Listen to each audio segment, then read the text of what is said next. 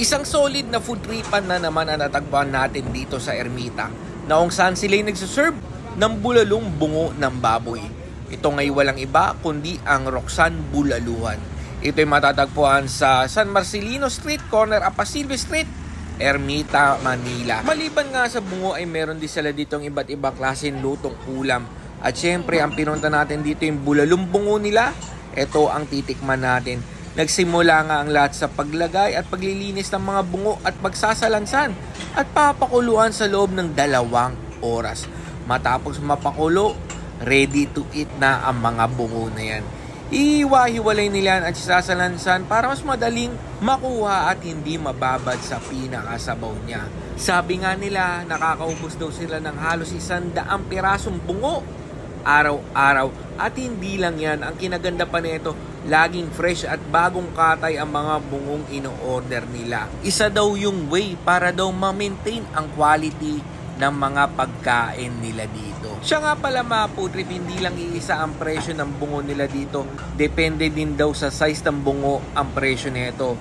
Nagsisimula ang presyo nila sa 220 pesos hanggang 280 pesos. At ayan na nga mga ka-food trip, ready na ang bungo natin. Tikman na natin yan. Tara mga ka-food trip, tikiman time na! Grabe mga ka-food trip, sobrang lambot nga ng laman ng bungo nila.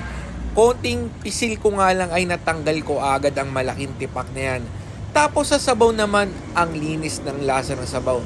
Walang lansa, walang anggo, at ang kinaganda pa nito, napaalinis ng lasa niya at tamang-tama sa timpla.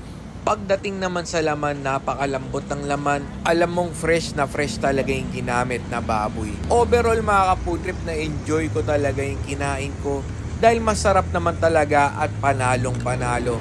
Kung babasehan sa price, worth it siya kasi na-hit niya yung expectation ko.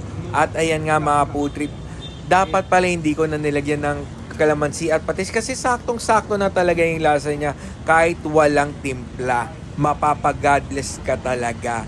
Ayan lang mga food trips, sa mga gustong pumunta ulit, Apasilio Corner, San Marcelino Street.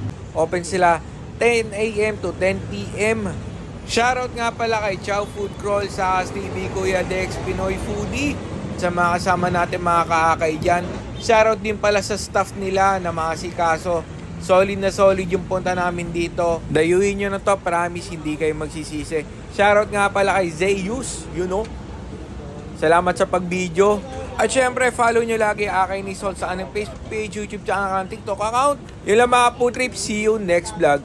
Bye!